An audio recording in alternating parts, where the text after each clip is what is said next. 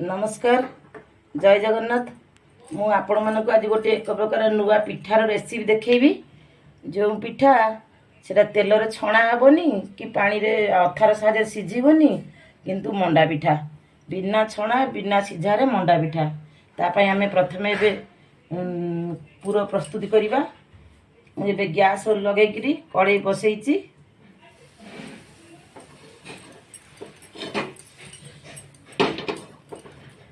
Gas लगे कड़ाई बसैची। एबे कड़ाई गरम हो गलानी। आमे देदेबा नड़िया।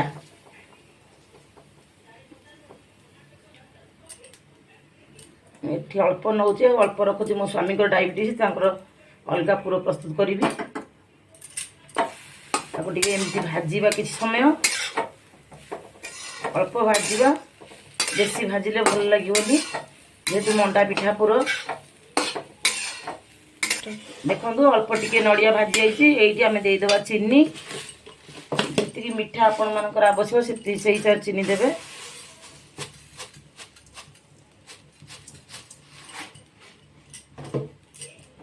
चीनी दे अल्प टे भाजीबा।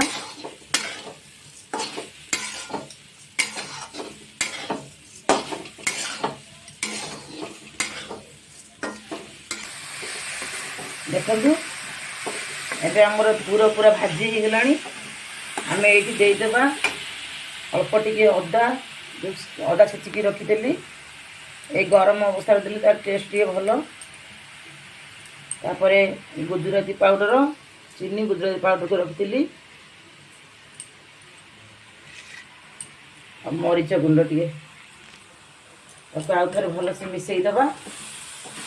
एमती अल्प मिसई देबा। एमती गरम अवस्था कड़े गैस उपरे देवे।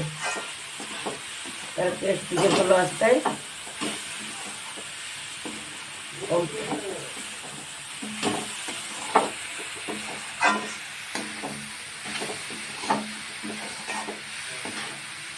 गला हमर पूरा प्रस्तुति। एबे आण जंतीबा। मुझे 500 ग्राम चाउल बाटिकी रखी। एथि आमे मिसई देबा स्वाद अनुसार लूण।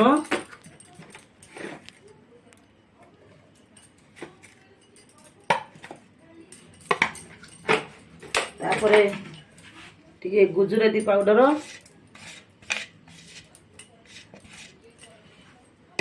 अल्प टिके चीनी। जतिके आपण माने मीठा खाइबे सेही हिसाब से चीनी देबे।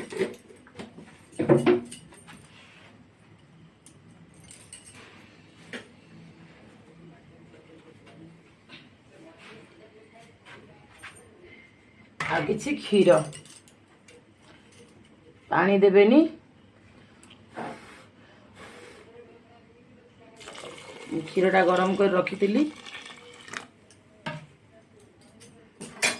कंचा क्षीर दे पारे। मोर गरम हो जाता क्षीरटा। देखो पूरा सब भल से गोटे फड़िकार एमती मिसई देवे। मिसैले एमती पूरा पूरा पतला एमती पूरा पूरा पतला करेंगे।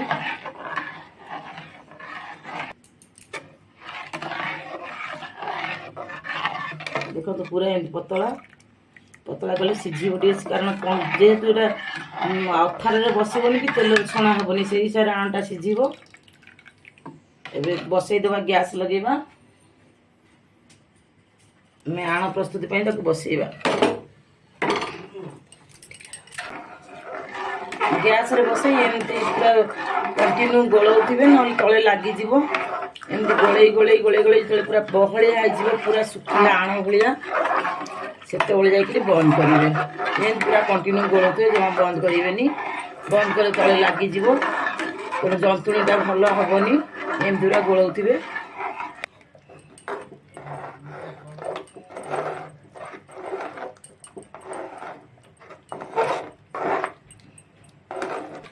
देखो एमती बहलिया है श्रेणी।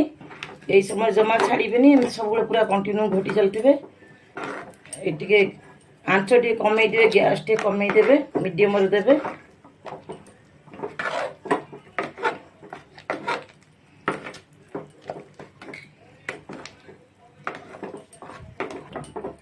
देखु जंतुणी आम पूरा रेडी। यही समय आम जंतुणी की थाली की काढ़ीदबा आ ये गरम गरम अवस्था पुर दे पिठा गढ़ा तापर ठंडा है खाइबा। एबे जंतुणी सब एमती काढ़ीदबा थाली को काढ़ी देकर पिठा प्रस्तुत करिया। ये गरम अवस्था पिठा करेंगे ना पुणी आ करी हबनी ठंडा हेले।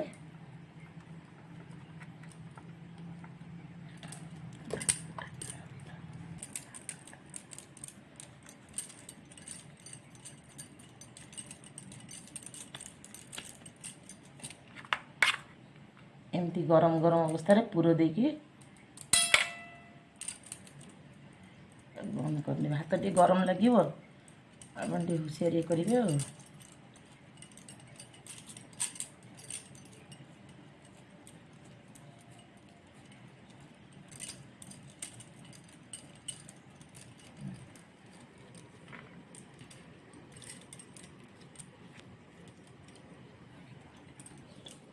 देखु एम सब पिठा तैयारी कर देछि आपण माने एम तैयारी करेंगे।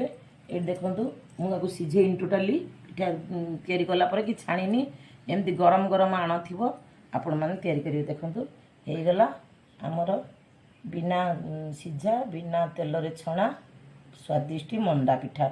एमती बने खाइबे केमिति लागला लाइक शेयर सब्सक्राइब करने को भूलिए। कमेंट कर जनइबे केमिति लागला। रहुची जय जगन्नाथ।